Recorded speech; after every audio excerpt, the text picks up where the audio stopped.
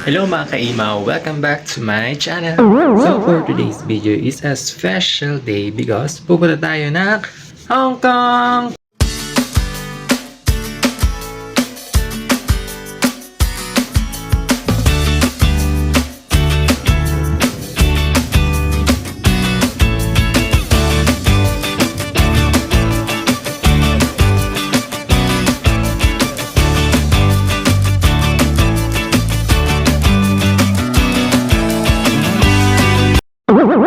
So ayan mga kaimaw, nandito na tayo ngayon sa Clark International Airport at nalagpasan na natin ang immigration. Ayan, waiting na lang tayo sa pag-board ng atin. Board ba? Waiting na tayo sa ating flight. Kasi medyo maaga pa. Kasi ang alis ng kuha namin is 6:15 AM. So ngayon is 4:30 pa lang. Sobrang aga talaga. So hintay-hintay lang kami and mamaya papakita ko naman sa inyo pagdating namin doon sa Hong Kong. So ayan, papasok namin ng aeroplano. So Cebu Pacific nga pala yung airlines na sinakyan namin.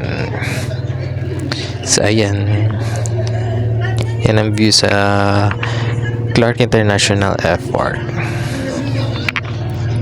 So stay tuned lang kayo.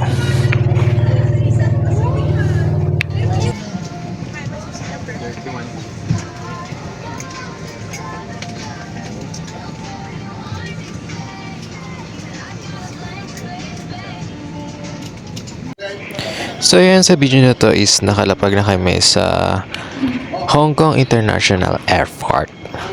So ayan, tamang video lang tayo sa airport papuntang immigration. Yan, di ko na makukuha na yun sa immigration kasi bawal na yun, bawal ang videohan doon. So ayan, tamang posing lang. So ayan, nakarating na kami dito sa Hong Kong International Airport. Tama ba? So papunta kami ngayon sa bus station para pumunta dun sa aming tutulugan sa Chowking Mansion. So ayan na siya.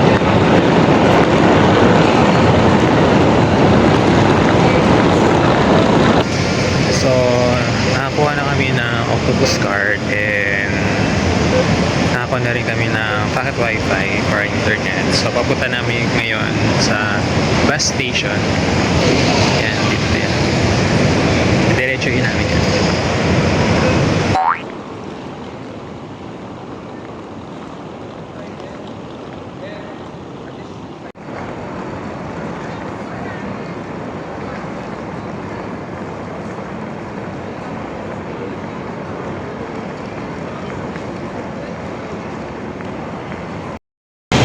So ayan, hahanapin natin ngayon yung A21 bus station. So ayan, nakita ko na yung A21 but doon, ayun na siya.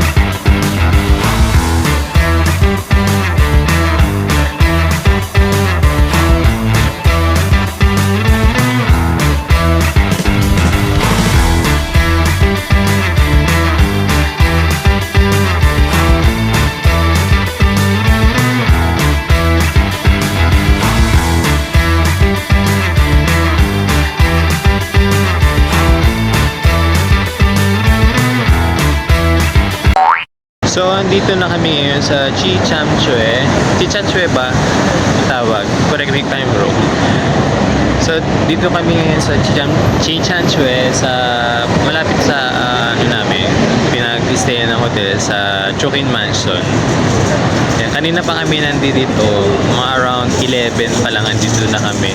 Kasi hindi ako masyado makapag-vlog kasi nga 3 PM pa yung check-in namin sa hotel namin. So pagod na pagod kami. So hindi ako masyado makapag-video kasi nga nagharap muna kami ng makakainan tsaka pagtatambayan. So ngayon pa lang ako makakapag-video. Ngayon is around 6 PM na. Yan, ito yung city ngayon. Dito sa Chichamchue ba? Ayan. Alive na alive yung ano dito. Yung city. Tsaka ang dami mga tao. Ayan, ang dami naglalakad dyan. Ayan, dito sa Hong Kong, wala ako napansin mga footbridge dito. More on stoplight sila. So, parang hilig nila maglakad talaga yung mga dito sa mga taga Hong Kong. Kaya parang wala ako masyado nakikitang matataba dito. Ayan yung city is alive na alive. Dito yun sa may Chi Sha Shue.